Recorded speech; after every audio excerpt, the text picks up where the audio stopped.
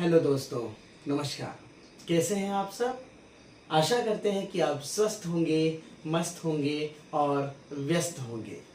चलिए, आज फिर एक बार मैं अशोक सर आपके सामने लेकर आया हूँ एक नया पाठ। लेकिन आज हम व्याकरण पाठ नहीं बल्कि कक्षा 9वीं के लिए पाठ्यपुस्तक गंगा में दिया गया एक पद्य पाठ यहाँ पर देख रहे हैं, जिस पद्य पाठ का नाम है रैदास के पद। आप सब ने देखा होगा कि सीबीएसई ने हाल ही में बहुत सारे बदलाव किए हैं कक्षा 9वीं के पाठ्यपुस्तक में। इवन मैं कहूँगा कि पाठ्यपुस्तक ही बदल दी गई है, जिसमें पूरा पाठ्यक्रम यहाँ पर बदल दिया और नए मूल्यों को उन्होंने नई शिक्षा नीति के अंतर्गत यहाँ पर क्या किया, हमारे समक्ष रखा। तो चलिए, आज उसी नई शिक्षा नीति के तहत जो भी पाठ कक्षा 9वीं के लिए निर्धारित किए, उसमें से पहला पद्य पाठ आज हम यहाँ पर देख रहे हैं, जिसका नाम है रैदास के पद। अब नाम से ही समझ में आया होगा कि इस कविता के, इस पद्य पाठ के जो कवि हैं वे हैं रैदास जी। अब रैदास जी के बारे में जानना आवश्यक है, क्योंकि अगर हमें उनकी कविता को समझना है तो पहले रैदास जी को समझना पड़ेगा। ऐसा कहा जाता है कि प्राचीन समय में जैसे हिंदी साहित्य जो है वो अनेक धाराओं में बना हुआ साहित्य है, जिसमें उसको हमने विभिन्न कालों में भी विभाजित किया, जैसे आदिकाल, भक्तिकाल, रीतिकाल और आधुनिक काल। हम जिस कवि की यहाँ पर बात कर रहे हैं वे भक्तिकाल के कवि माने जाते हैं, और भक्तिकाल के जो कवि हैं उनके काव्य की धारा अपने अपने उस अंग से निर्धारित करती है जहाँ पर वे उस बात को कहना चाहते हैं। उस समय मुख्य धाराएं दो प्रकार की मानी जाती थी, एक थी सगुण काव्य धारा और दूसरी निर्गुण भक्ति, अर्थात सगुण भक्ति और निर्गुण भक्ति। सगुण भक्ति का अर्थ है कि ईश्वर का एक निश्चित रूप है, रंग है, आकार है, वह मूर्ति में विराजमान है, वह मंदिरों में विराजमान है। और निर्गुण भक्ति का मानना यह है कि ईश्वर कण कण में व्याप्त है, ना उसका कोई रंग रूप है, ना उसका कोई आकार है। हर एक वस्तु में ईश्वर है जो मनुष्य को यहाँ पर मानवता का संदेश देती है। आज हम जिस कवि की बात कर रहे हैं वे रैदास जी निर्गुण भक्ति शाखा के कवि माने जाते हैं। और निर्गुण भक्ति शाखा के कवि क्या करते हैं तो कर्मकांड और बाह्याडंबर का विरोध करते हैं। और ऐसे ही कवि रैदास जी, जिनकी कविता हम यहाँ पर देख रहे हैं। रैदास जी का जन्म काशी में हुआ और वे लगभग 130 वर्ष की आयु तक जीवित रहे, ऐसा उनके बारे में माना जाता है। उनका जन्म 1388 में वहाँ काशी में हुआ, ऐसा उस संबंध में कहा जाता है। साथ ही जन्म से वे चर्मकार थे और उनके समकक्ष कवि जो है हमारे संत कबीर जी है, ऐसा उनके संबंध में यहाँ पर दिया गया है।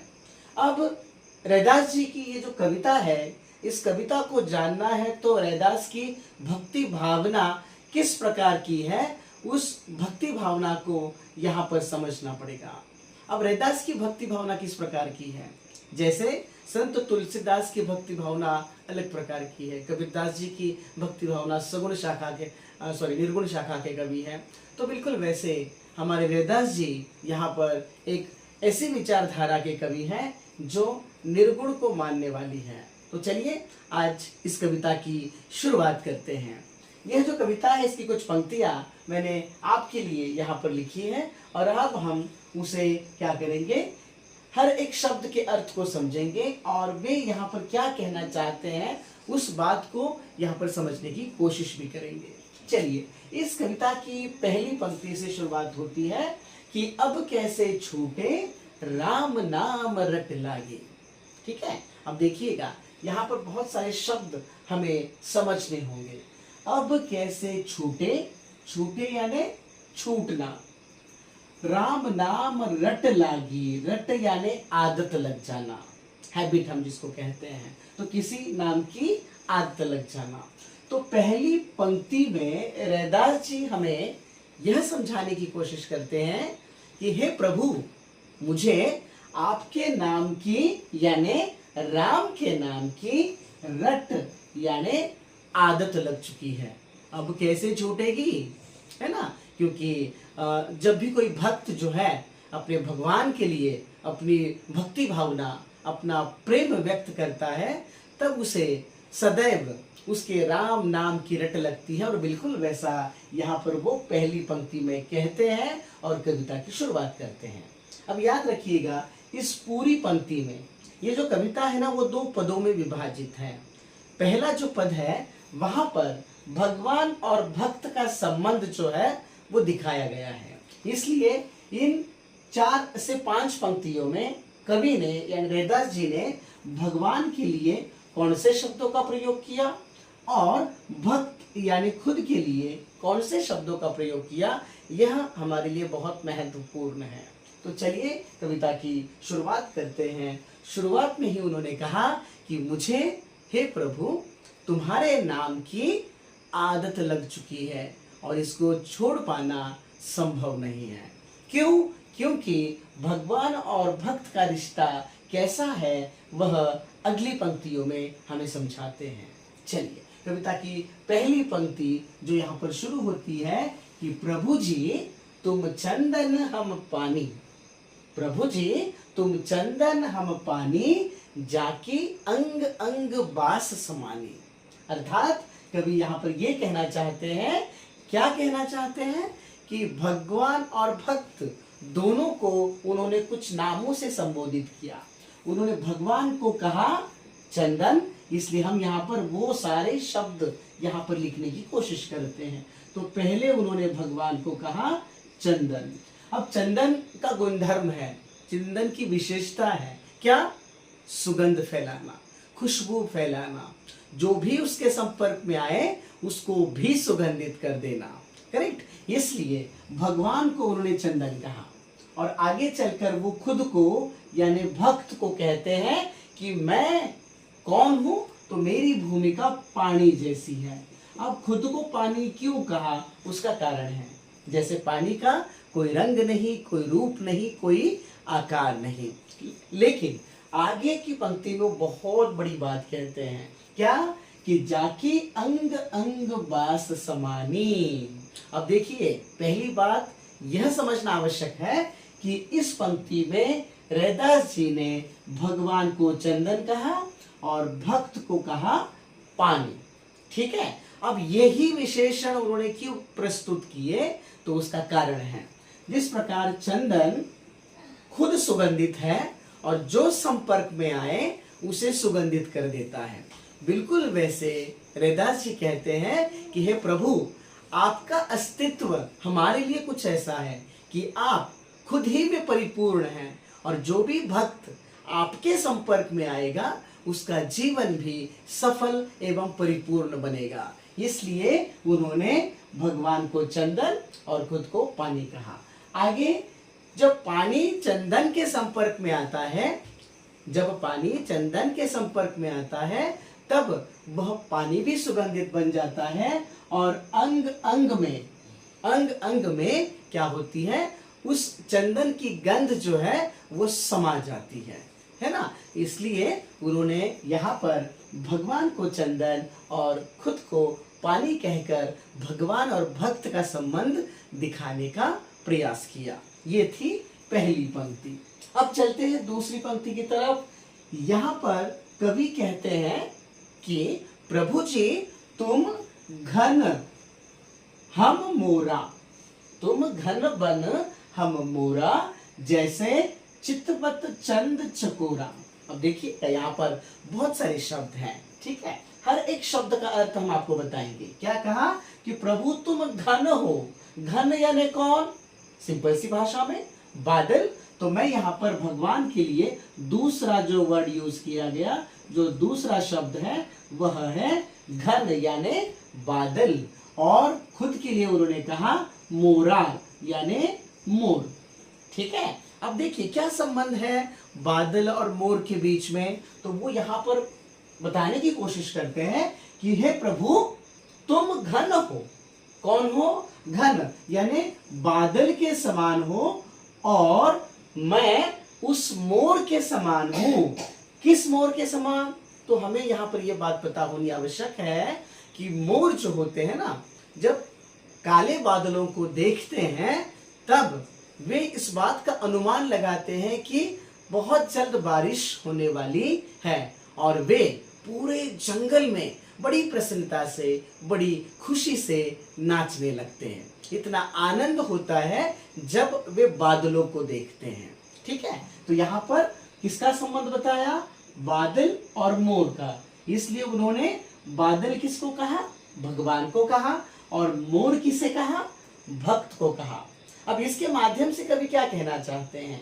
कवि कहना चाहते हैं कि आप उस बादल के समान हो और मैं उस मोर के समान हूं। जिस मोर को उस बादल को देखकर प्रसन्नता होती है, वैसे हे प्रभु, जब मैं आपको देखता हूं तब मुझे हमेशा प्रसन्नता एवं खुशी का अनुभव होता है। इसलिए रैदास जी ने ईश्वर को बादल और खुद को मोर कहा।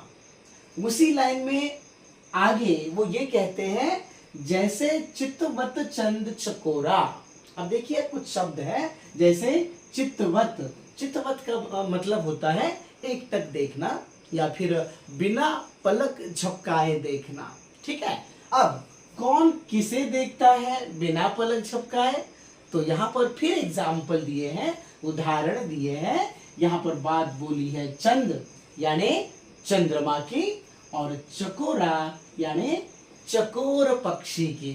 अब किसे कहा चांद और किसे कहा चकोर? चलिए देखते हैं। ठीक है, तो उन्होंने भगवान को कहा चंद यानी चंद्रमा, जिसे आप चांद भी कह सकते हो, और खुद को कहा चकोर पक्षी।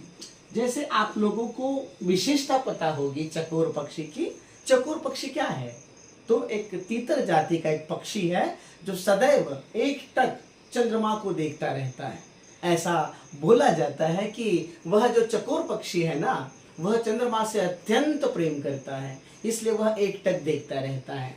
इसीलिए रैदास जी ने यहाँ पर उन शब्दों का प्रयोग किया, दोनों के बीच का संबंध दिखाया कि हे प्रभु, आप उस चंद्रमा की तरह हो और मैं यानी भक्त उस चकोर पक्षी की तरह हूँ। जैसे चकोर पक्षी बिना पलक झपकाए किसे देखता है? चंद्रमा को देखता है। वैसे बिल्कुल हे प्रभु मेरी स्थिति है, या फिर भक्त की स्थिति है। भक्त भी भगवान को इसी तरीके से क्या करते हैं? समझते हैं, देखते हैं। इसलिए भगवान को चंद्रमा और भक्त को कहा चकोर। देखिएगा, दो पंक्तियों का अर्थ कुछ इस प्रकार का था। अब चलते हैं तीसरी पंक्ति की तरफ। तीसरी पंक्ति में प्रभु जी तुम दीपक हम बाती। प्रभु जी तुम दीपक हम बाती, जाकी ज्योति बरे दिन राती। अर्थात अब कवि क्या कहते हैं? देखिए, अब कवि ईश्वर को कहते हैं, प्रभु आप दीपक के समान हो। दीपक यानी जो अंधेरे को चीरता है, जो ज्ञान की रोशनी देता है, उस दीपक के समान हो। ओके, इसलिए भगवान को उन्होंने कहा दीपक, और अपने लिए उन्होंने क्या कहा? तो बाती, यह शब्द का प्रयोग किया। बाती क्या करती है? बाती दिन रात जलती है। क्यों जलती है?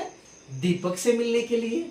यानी दीपक और बाती का जो प्रेम है, वह प्रेम यहाँ पर कवि दर्शाने का प्रयास करते हैं। जिस प्रकार से बाती दिन रात जलकर दीपक से मिलने का प्रयास करती है, बिल्कुल वैसे कवि कहते हैं कि हे प्रभु आप उस दीपक की तरह हो और मैं उस बाती की तरह हूँ, जिसके संपर्क में आने से क्या कहा उन्होंने? जाकी ज्योति बरे दिन राती। अर्थात जिसके कारण वे क्या करते हैं? दिन रात वो ज्योति, उस बाती की जो ज्योति है ना, वो दिन रात जलती है। किस लिए? दीपक से मिलने के लिए, या फिर दीपक के साथ अपना संबंध प्रस्थापित करने के लिए। इसलिए यहाँ पर इस पंक्ति में उन्होंने ईश्वर को कहा दीपक और खुद को कहा बाती। संबंध समझ में आ गया? दोनों के बीच का जो प्रेम का संबंध है, बिल्कुल वही संबंध यहाँ पर बताने की कोशिश की है। ठीक है, समझ में आया होगा? अब तक हमने इतने सारे विशेषण शब्दों का प्रयोग किया है, कुछ शब्द भगवान के लिए, कुछ शब्द भक्त के लिए। चलिए आगे बढ़ते हैं और समझते हैं कि अगली पंक्ति में उन्होंने क्या समझाने का प्रयास किया। आगे बढ़ते हैं। आगे कहते हैं कि प्रभु जी कौन है? ईश्वर, वो जो भगवान, जिस भगवान की वे पूजा करते हैं, वो कहते हैं कि प्रभु जी तुम मोती हम धागा। अब देखिएगा, प्रभु जी यानी भगवान को उन्होंने मोती कहा। मोती किसे कहते हैं पता है आपको? मोती किसे कहते हैं? लाइक अ पर्ल, ठीक है, जो बड़ा मूल्यवान होता है, जिसकी बहुत ज्यादा कीमत होती है ना? तो ऐसे मोती। तो भगवान कैसे हैं? अमूल्य, है ना? इस प्रकार से जिनका कोई मूल्य नहीं होता, इतने मूल्यवान भगवान जी है, इसलिए उन्होंने भगवान को कहा मोती और खुद को कहा धागा। अब आप समझिए इस बात को कि मान लीजिएगा कि किसी के गले में मोतियों की माला है, ठीक है। अब मोतियों की माला जो है उसमें मूल्य किसका है? मोती का है, या फिर जिस धागे में वो मोती पिरोए गए हैं उस धागे का है ना? धागे का कोई मूल्य नहीं है। अगर हम धागे को मोती से अलग करें तो क्या धागे की वैल्यू यानी धागे का मूल्य मोती के समान होगा? नहीं, बिल्कुल नहीं होगा।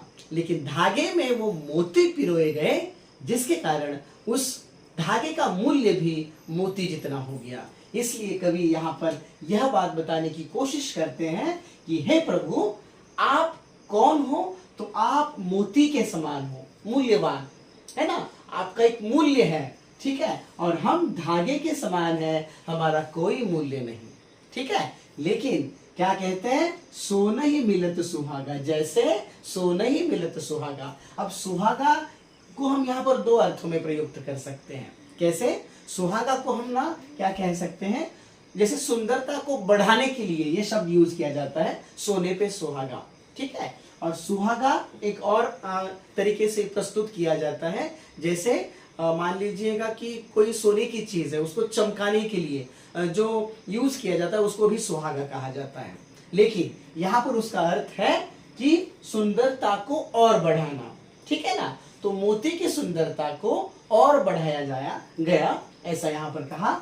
अर्थात ये कि इस पंक्ति में कवि ने भगवान को कहा मोती और खुद को कहा धागा। मेरा कोई मूल्य नहीं है, मैं भक्त हूँ, मेरा कोई मूल्य नहीं है, लेकिन हे प्रभु, जब मैं आपके संपर्क में आया तो मेरा भी मूल्य बढ़ गया। क्यों? क्योंकि मैं मोती के यानी साक्षात भगवान के संपर्क में था, जिसके कारण मेरा भी मूल्य यहाँ पर बढ़ गया। और इसलिए उन्होंने भगवान को मोती कहा और खुद को धागा कहा। देखिए, ये जो स्टांजा आपको दिया है, ये जो पद आपको दिया है ना, इसमें रैदास जी बहुत बड़ी बात हमें बताते हैं, जीवन की उस सच्चाई को समझाने का प्रयास करते हैं जो हम कभी समझना नहीं चाहते, है ना? इसलिए भगवान और भक्त का जो अटूट संबंध है वह इन शब्दों में हमें देखने को मिल जाता है। चलिए अगली पंक्ति, जो इस कविता की आखिरी पंक्ति है, मतलब इस पद की आखिरी पंक्ति है, उसको समझते हैं, है ना? इतना सब कुछ बताने के बाद कवि रैदास जी यहाँ पर समझाते हैं कि प्रभु जी यानी हे मेरे प्रभु, हे मेरे ईश्वर, तुम स्वामी हम दासा। आप मेरे कौन हो? आप मेरे स्वामी हो, ठीक है। तो यहाँ पर अंत में वे क्या करते हैं? तो भगवान के लिए स्वामी शब्द का प्रयोग करते हैं और खुद को वे दास संबोधित करते हैं। दास यानी सेवक, है ना? तो रैदास जी क्या मानते हैं? रैदास जी मानते हैं कि मैं उस प्रभु का दास हूँ, उस प्रभु का सेवक हूँ, और इसी प्रकार से यानी ऐसी भक्ति करे रैदासा, ठीक है ना? और मैंने सदैव हमने क्या किया है? तो ईश्वर की जो भक्ति की है वह इसी प्रकार से की है। कैसे? तो हमेशा भगवान को हमने अपना स्वामी माना, अपना मालिक माना, और हम खुद उनके दास बने, सेवक बने, और उसी प्रकार से हमने उसकी सेवा की, ऐसा हमें रैदास बताते हैं और अंत में सभी भक्तों को ये समझाते हैं और उनके माध्यम से भगवान को ये दिखाने की कोशिश करते हैं, समझाने का प्रयास करते हैं कि ऐसी भक्ति करे रैदासा। यानी आपका ये जो दास है, रैदास है, यह उस प्रकार की भक्ति करता है, एक दास्य भक्ति का अनुभव यहाँ पर वो दिखाने की कोशिश करते हैं। अर्थात ये इस पूरी कविता में हमें भगवान और भक्त के अटूट संबंध का वर्णन किया हुआ दिखाई दिया, जिसमें भगवान को चंदन, भगवान को बादल, चंद्रमा, दीपक, मोती और स्वामी, इन शब्दों से उन्होंने क्या किया, तो ये बताने की कोशिश की कि भगवान का अस्तित्व क्या है, भगवान की उपस्थिति क्या है और भगवान हमारे जीवन में कितने सार्थक है और कितने महत्वपूर्ण है, ये बताने की कोशिश की। साथ ही उन्होंने भक्त के लिए यानी खुद के लिए कभी पानी कहा, कभी मोर कहा, कभी चकोर कहा, कभी बाती, धागा और दास कहकर भक्त की स्थिति का वर्णन किया। तो यहाँ पर इस पद में हमने यही सीखा कि रैदास जी भगवान को और भक्त को किस तरीके से हमारे समक्ष जो है वो प्रस्तुत करते हैं। निश्चित रूप से एक और पद इस कविता के अंतर्गत हमें देखने को मिलेगा, लेकिन दोनों पद हम एक ही तासिका के अंतर्गत नहीं ला सकते, क्योंकि हमारा दिमाग जो है वह दिमाग भी विश्राम चाहता है और हम चाहते हैं कि हम जितना पढ़े विस्तार से पढ़े, उसकी समझ हमें हो और हर एक शब्द का अर्थ ही ना समझे तो उसके पीछे की भावना को समझे। इसलिए मैंने यहाँ पर रैदास के पद, यह कविता कक्षा 9वीं के लिए आपके समक्ष लाई है। आशा करते हैं कि आपको यह कविता समझ में आई होगी। अगर फिर भी किसी भी वाक्य में यानी पंक्ति में कोई समस्या है, कोई परेशानी है, तो आप निश्चित रूप से कमेंट बॉक्स का यहाँ पर यूज कर सकते हैं और अपनी समस्या बताकर आप समाधान पा सकते हैं। लेकिन उसके लिए क्या करना होगा? उसके लिए करना होगा आपको मेरे इस चैनल को सब्सक्राइब। वीडियो अच्छी लग रही है, अगर अच्छी लग रही है तो करना होगा लाइक और अपने दोस्तों को शेयर। और सबसे बड़ी बात जो बहुत आवश्यक है, क्योंकि हम हर दिन आपके लिए कुछ नया लेकर आएंगे, अगर आप वो देखना चाहते हैं तो आप मेरे इस चैनल को सब्सक्राइब भी कर सकते हैं। आपको पता ही है मेरे चैनल का नाम है हिंदी प्रेमी अशोक। और आज के लिए हम यहीं पर रुकते हैं और फिर हम अगली क्लास में मिलेंगे रैदास के पद का दूसरा पद लेकर। लेकिन तब तक के लिए नमस्कार।